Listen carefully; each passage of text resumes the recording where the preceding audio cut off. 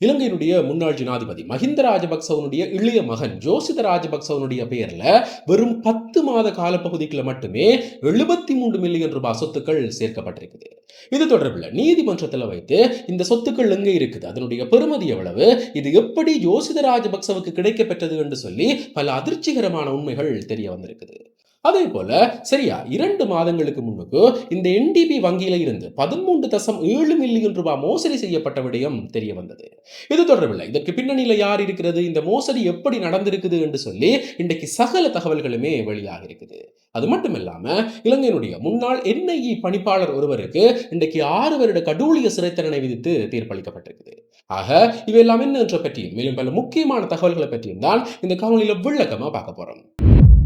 என்ன விடயம் என்று சொன்னா, சரியா 2 மாதங்களுக்கு முன்னுக்கு, அதாவது கடந்த மார்ச் மாத கால பகுதியில் இந்த என்டிபி வங்கியினுடைய பொது பேரேட்டு கணக்கில் இருந்து 13.7 பில்லியன் ரூபாய்கள் மோசடி செய்யப்பட்ட விடயம் தெரிய வந்தது. இது தொடர்பில் ஒரு நீண்ட விசாரணை நடத்தும் போது இந்த வங்கியினுடைய முக்கிய அதிகாரிகள் என்று சொல்லப்படுகிற நிதி திணைக்களத்தினுடைய உதவி மேலாளர் லஹிரு கோடிக்கார, அவருடைய சகோதரர் பதும் கோடிக்கார, வங்கி தரவு பணியாளர் சுரங்க கோசல, இவர்கள் 3 பேருமே விசாரணைக்கு உட்படுத்தப்பட்டவர்கள். இதுல இருந்து என்ன தெரிய வந்திருக்குது என்று சொன்னா, இந்த முதலாவது சந்தேக நபர் என்று சொல்லப்படுகிற லஹிரு கோடிக்கார தான் இந்த மோசடியினுடைய பிரதான மாஸ்டர் மைண்ட், அதாவது இவர் தான் இந்த மோசடியை திட்டமிட்டு செயற்படுத்தியிருக்கிறார். இந்த விடயம் நீதிமன்றத்தில் நீதிபதிக்கு முன்னிலையில வைத்து சொல்லப்பட்டிருக்குது.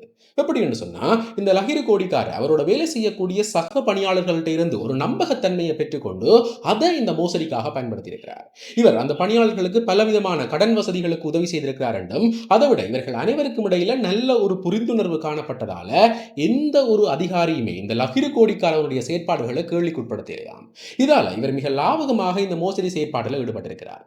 இதுல இருந்து இப்ப என்ன தெரிய வந்திருக்குதுன்னு சொன்னா, இப்ப 2026ஆம் ஆண்டுல இருந்து இல்லாம அதற்கு முன்னர் 2022ஆம் ஆண்டுல இருந்து இந்த வங்கியினுடைய கணக்கறிக்கைகள் பேணப்படலையாம். இதுல பல சிக்கல்கள் இருக்கிறதாகவும், இதால அந்த கால பகுதியில இருந்தே இந்த மோசடிகள் செய்யப்பட்டிருக்கலாம் என்றும், அதை விட இந்த மோசடிக்கு பின்னணியில இருக்கக்கூடிய வங்கி கணக்குகள் என்று சொல்லி நாங்கள் மொத்தமாக 900 வங்கி கணக்குகளை சந்தேகிக்கிறதாக இலங்கையினுடைய போலீஸ் தரப்பு ஒரு அறிக்கையை வெளியிட்டிருக்குது.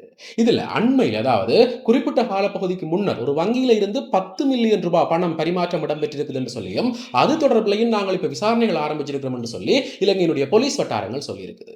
இதன் அடிப்படையில் இவர்கள் 3 மேலேயுமே இந்த முதன்மையான குற்றச்சாட்டுகள் உறுதி செய்யப்பட்டு வருகிற மே மாதம் 29ஆம் தேதி வரை விளக்கமறியலில் வைக்கப்பட்டிருக்கிறார்கள். இப்படி இருக்கேதான் இலங்கையினுடைய முன்னாள் ஜனாதிபதி மஹிந்த ராஜபக்சவனுடைய இளைய மகன் ஜோசித ராஜபக்ச சம்பந்தப்பட்டிருக்கக்கூடிய ஒரு சட்டவிரோத சொத்து குவிப்பு வழக்கு இப்ப பேசுபொருளாக இருக்குது. என்ன விடயம் என்று சொன்னா, இந்த ஜோசித ராஜபக்சவனுடைய பெயர்ல 2012ஆம் ஆண்டு அக்டோபர் மாதத்துல இருந்து 2013ஆம் ஆண்டு ஆகஸ்ட் மாதம், அதாவது வெறும் 10 மாத கால பகுதிக்குள்ள மட்டுமே 73 மில்லியன் ரூபாய்களுக்கு மேல சொத்து சேர்க்கப்பட்டிருக்குது. இவை பலது நிலங்களாகவும் கட்டடங்களாகவும் வாங்கப்பட்டிருக்குது. இருந்தாலும் இந்த சொத்து வாங்கப்பட்ட அதே கால பகுதியில இந்த ஜோசித ராஜபக்சவுக்கு வெறும் 25 வயது, அதாவது இவர் 1983ஆம் ஆண்டு பிறந்திருக்கக்கூடிய ஒருவர். இதன் அடிப்படையில் 25 வயதுல இந்த சொத்து வாங்க முடியுமான்னு சொல்லி கேள்விக்குட்படுத்தும் போதுதான் அந்த கால பகுதியில் இவர் இலங்கையினுடைய கடற்படை பிரிவில் லெப்டினன்ட் தர அதிகாரியாக பணியாற்றியிருக்கிறார். அதாவது 2006ஆம் ஆண்டுல இருந்து 2016ஆம் ஆண்டு 10 வருட கால பகுதியில் இவர் இலங்கையினுடைய கடற்படையில் ஒரு லெப்டினன்ட் அதிகாரியாக பணியாற்றியிருக்கிறார். இதன் அடிப்படையில் அந்த காலப்பகுதிக்கான மொத்த சம்பளம் 75 லட்சம் ரூபாய் தான் என்று சொல்லியும், அதுவும் இவருடைய வங்கி கணக்குல இருப்புல தான் இருக்குது என்று சொல்லி இப்ப நீதிமன்றங்கள்ல வைத்து தெரிய வந்திருக்குது.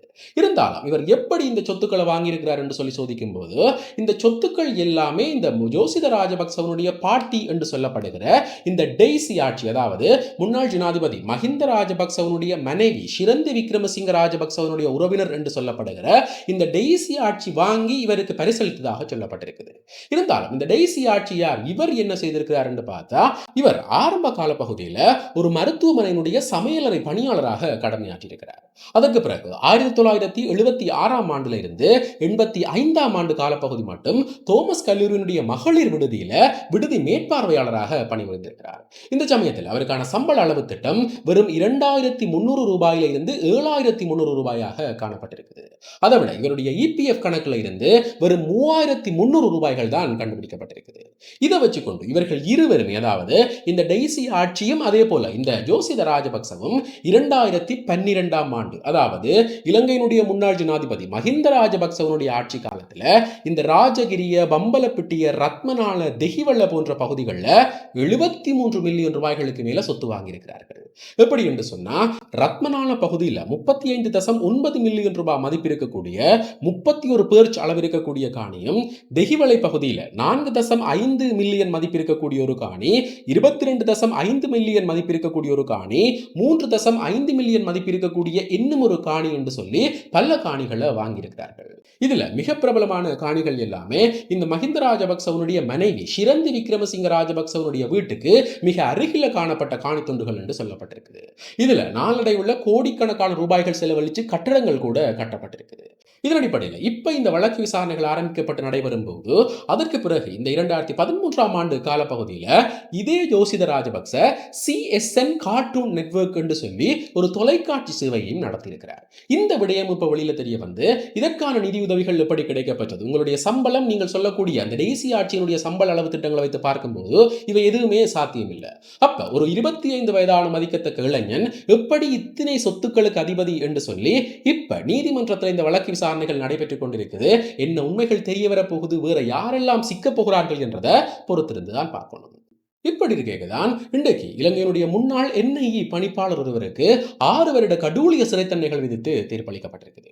என்ன நடந்திருக்குது என்று சொன்னா, இலங்கையில் 2024ஆம் ஆண்டு இந்த தரம் 5 புலமை பரீட்சைகள் நடைபெறும் போது அது சார்ந்து இந்த NIE பணிப்பாளர் ஒரு வழக்கு விசாரணையை எதிர்கொண்டிருக்கிறார். இதுல நீதிமன்றத்தால ஒரு விசேட உத்தரவு பிறப்பிக்கப்பட்டும் அவர் அதை சரியாக பின்பற்றல, அதை ஒழுங்காக நடைமுறைப்படுத்தல என்ற அடிப்படையில் இன்றைக்கு இந்த முன்னாள் தேசிய கல்வி நிறுவனத்தினுடைய பணிப்பாளர் IGS பிரேமதிலக்கு என்று சொல்லப்படுகிற நபருக்கு 6 வருட கடூழிய சிறை தண்டனைகள் விதிக்கப்பட்டிருக்குது. இதை விட இவர் மேலதிகமாக 3 மில்லியன் ரூபாய் அபராத பணம் செலுத்தணும் என்று சொல்லியும் அதை செலுத்தாட்டிக்கு மேலதிகமாக 1 வருட சிறை தண்டனை விதிக்கப்படும் என்றும் சொல்லப்பட்டிருக்குது. அதே போல இலங்கையில் இந்த இணைய மோசடிகள் அதிகரிக்கிறதாக சொல்லப்பட்டு இன்றைக்கு ஒரு விசேட எச்சரிக்கை பிறப்பிக்கப்பட்டிருக்குது. எப்படி என்று சொன்னா, இலங்கையில் இருந்து கொண்டு இந்த பலர் மோசடிகளில் ஈடுபடுறதாகவும் அதுல வித்தியாசமாக இந்த வயதானவர்களை இலக்கு வைக்கிறதாகவும் சொல்லப்பட்டிருக்கு. அதாவது உங்களுடைய தொலைபேசிக்கு அழைப்படுத்து நாங்கள் உங்களுக்கு பரிசு பொருட்களை வழங்க போறோம் அல்லது நீங்கள் குறைந்த விலைக்கு நகைகளை வாங்கிக் கொள்ளலாம் என்று ஆசை காட்டி அதற்காக உங்களுடைய வங்கி இலக்கங்கள், அதாவது வங்கி அட்டையில் இருக்கக்கூடிய 16 இலக்கங்கள், அதே போல பின்னிக்கு இருக்கக்கூடிய ரகசிய இலக்கம் என்று சொல்லி இந்த இலக்கங்களை பெற்றுக்கொள்றதாகவும் அதன் மூலமாக பணம் பறிபோறதாகவும் சொல்லப்பட்டிருக்கிறது. இந்த விடயம் வங்கி தரவுகளை பரிமாற்றக்கூடாது என்று சொல்லி தெரியாத பெற்றோர், அதே போல வயதான தரப்பட்டு இருந்து இந்த மோசடிகளை இந்த மோசடிக்காரர்கள் மிக இலகுவான முறையில் செய்யறதாகவும் சொல்லப்பட்டிருக்கு. ஆக இந்த விடயங்கள் சார்ந்து மிக முக்கியமாக இப்ப இலங்கையில் நடைபெறுகிற இந்த வழக்கு விசாரணைகளை பற்றியும் அதில் இந்த மஹிந்த தரப்பு மஹிந்த குடும்பம் சிக்கி இருக்கக்கூடிய வழக்குகளை பற்றி உங்களுடைய கருத்துக்கள் என்ன? ஒவ்வொரு நாளுமே பல புதிய குற்றச்சாட்டுகள் இவர்கள் மேல வைக்கப்பட்டுக் கொண்டிருக்குது. இது தொடர்பில் இவர்கள் இந்த வழக்கு விசாரணைகளில் இருந்து தப்பிக்கிறதுக்காக இப்படியான செயல்களை செய்யக்கூடும். அது சார்ந்து ஜனாதிபதி அனுரகுமாரனுடைய அரசாங்கம் எந்தெந்த விடயங்கள்ல கவனமாக இருக்கணும் என்றதை பற்றி உங்களுடைய கருத்துக்கள் என்ன? நீங்கள் என்ன நினைக்கிறீர்கள் என்றதை மறக்காம கமெண்ட்ஸ்ல சொல்லுங்க. இதே போல மேலும் ஒரு முக்கியமான பிரயோசனமான தகவலோட இன்னும் ஒரு காணொளியில் சந்திக்கிறேன். நன்றி.